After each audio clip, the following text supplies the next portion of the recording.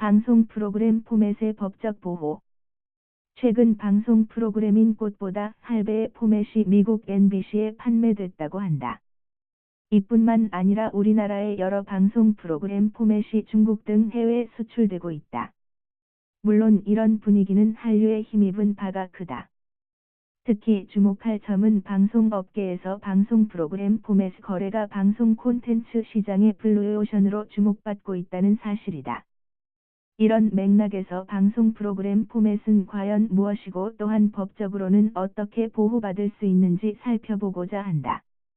먼저 방송 프로그램 포맷이란 일반적으로 특정 프로그램을 인식시킬 수 있는 여러 구성 요소를 포괄하는 구성안을 의미한다.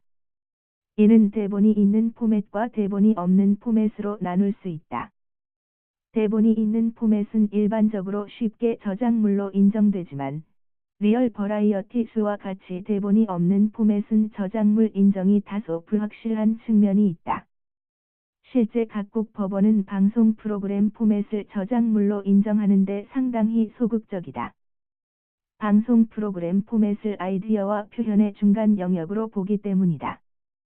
그러나 방송 프로그램 포맷에서 소재의 선택과 배열, 구성의 창작성이 있다면 편집 저작물로 인정돼야 할 것이다. 나아가 저작권 침해 여부, 즉 유사성 판단 기준 역시 명확하게 재정립할 필요가 있다.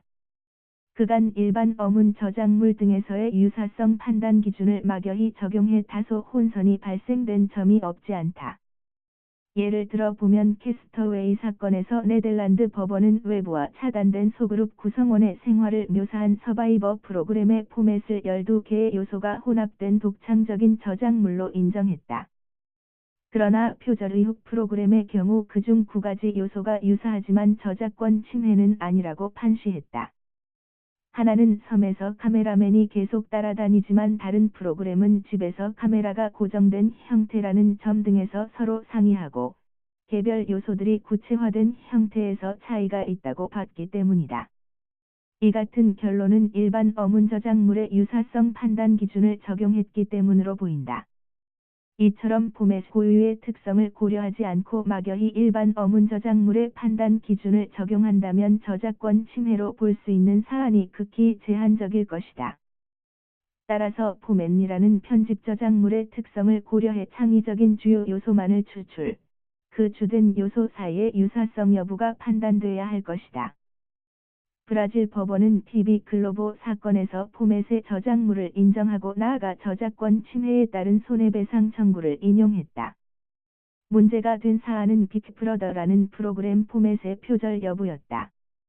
즉 일정 시간에 한 집에 감금된 사람들의 행동을 관찰하는 프로그램 포맷에 대한 표절 여부를 판단함에 있어 브라질 법원은 모든 방송 과정 등을 기재한 포맷 바이블을 통해 두 프로그램이 유사할 가능성이 높았다고 판단했다. 그리고 해당 표절 의혹 포맷이 원 포맷과 유사한 것으로 보고 저작권 침해가 인정된다고 판시한 것이다. 이에 반해 미국과 영국을 비롯한 대다수의 국가에서는 여전히 포맷의 저작물 인정에 소극적이므로 이에 대해 충분히 대비할 필요가 있다. 포맷 표절 분쟁에서 저작권법이 아닌 부정경쟁방지법, 비밀유지계약법 내지 상표법 등 추가적 예비적인 적용 가능성을 충분히 검토해야 한다. 먼저 표절 의혹 프로그램 포맷이 소비자 등에게 원 포맷과의 출처 등에 대해 혼동을 주거나 아니면 원 포맷의 명성을 이용해 부당한 이익을 얻기 위한 행위인지 검토할 필요가 있다. 또 포맷 거래 협상 과정에서의 비밀유지 계약에 의해 해당 비밀사항을 무단 사용하는 행위가 없는지도 살펴봐야 한다. 프로그램의 제목이 유사한 경우 상표법 위반 가능성에도 주목해야 한다. 추가 대비체계 하나로서 포맷 표절 분쟁 사안에서 대체적인 분쟁 해결 방안, ADR을 적극 검토할 필요가 있다고 본다. 실제로 포맷의 국제기구인 포맷 등록 및 보호협회, FRAPA에서는 WIPO와 제휴의 방송 프로그램 포맷 중재기구를 운영하고 있다.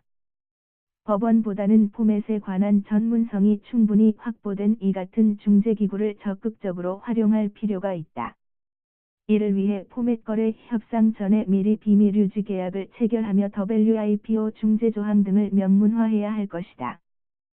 포맷을 창작할 때는 초기부터 포맷 파이브를 반드시 작성하고 나아가 FRAPA에 그 포맷을 등록하는 것이 바람직하다. 최근 한국콘텐츠진흥원에서 FRAPA에 가입하기로 했다고 하니 비록 때늦은 감은 있지만 그나마 다행스럽다. 차제의 방송 프로그램 포맷에 대한 인식을 새롭게 하고 국내의 포맷 등록 기구의 설치를 검토하는 등 범사회적인 노력을 경주할 필요가 있다.